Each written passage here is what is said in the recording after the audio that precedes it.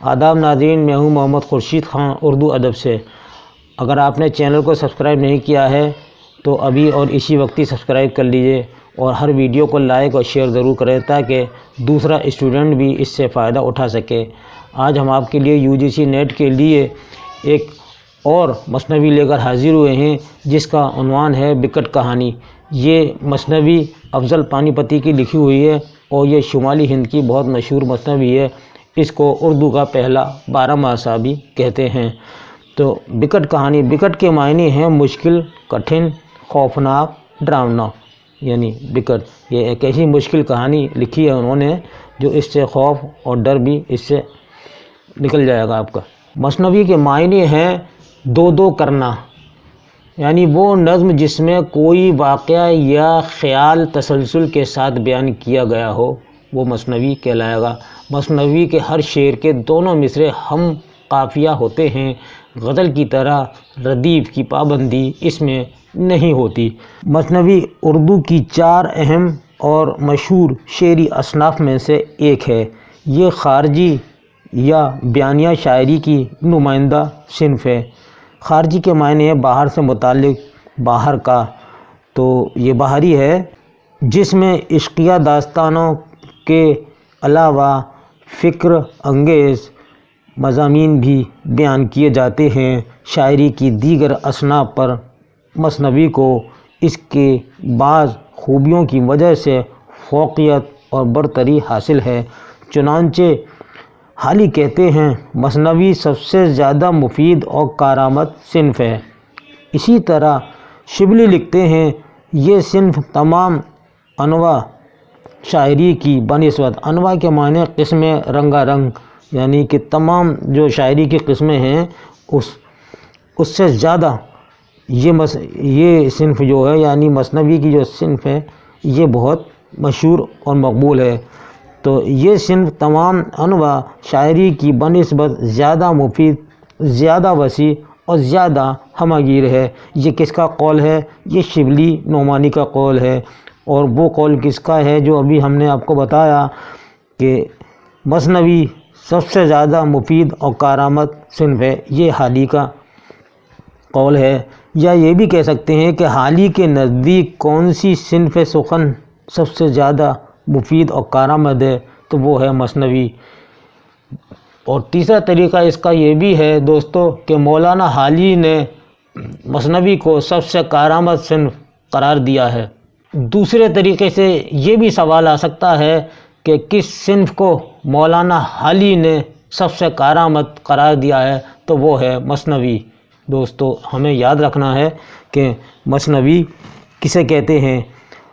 اب آپ سن لیجئے کہ مثنوی عربی زبان کا لفظ ہے۔ مثنوی کس زبان کا لفظ ہے؟ مثنوی عربی زبان کا لفظ ہے، لیکن یہ فارسی شعراء کی ایجاد ہے، کیونکہ فارسی کے جتنے بھی شعراء ہیں انہوں نے اس مثنوی کو یعنی مثنوی صنف کو سب سے آگے بڑھایا۔ عربی میں مثنوی نہیں پائی جاتی، یاد رکھیے گا کہ عربی میں مثنوی نہیں ملتی ہے۔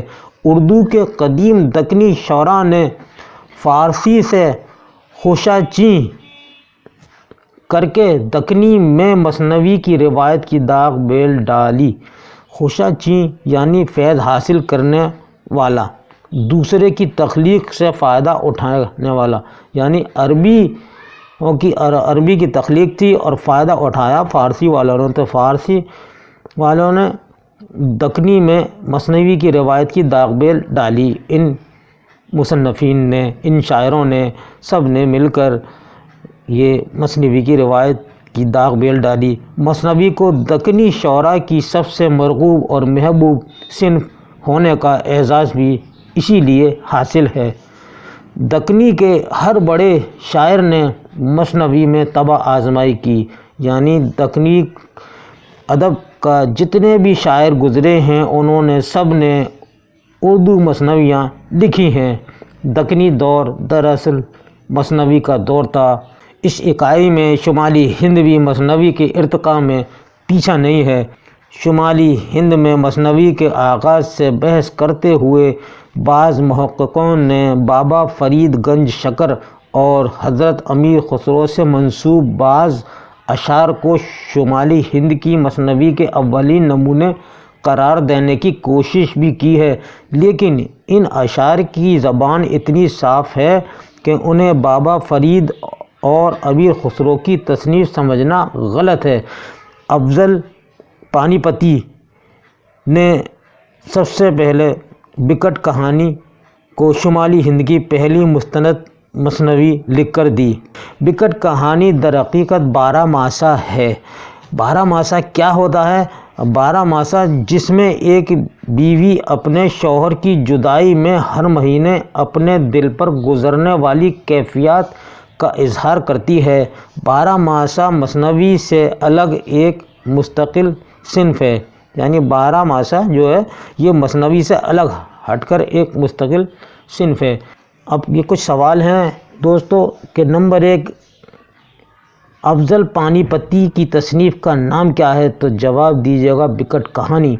دوسرا سوال ہے شمالی ہند کی مثنوی بکٹ کہانی کا موضوع کیا ہے؟ جواب ہے 12 ماسہ۔ اردو کا پہلا 12 ماسہ کون سا ہے؟ جواب بکٹ کہانی۔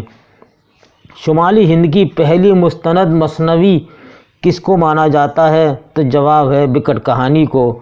جس مثنوی میں ایک بیوی اپنے شوہر کی جدائی میں ہر مہینے اپنے دل پر گزرنے والی کیفیات کا اظہار کرتی ہے اسے کیا کہتے ہیں؟ تو 12 ماسہ کہتے ہیں اس کو۔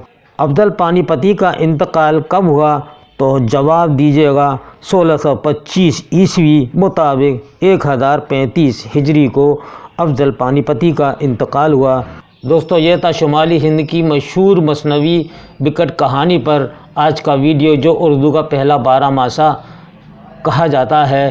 یہ آپ کو کیسا لگا؟ اپنی قیمتی رائے سے ہمیں ضرور نوازیے گا۔ اس کے ساتھ ہی اپنے بھائی محمد خورشید خان کو اگلے ویڈیو تک کے لیے اجازت دیجیے۔ اللہ حافظ۔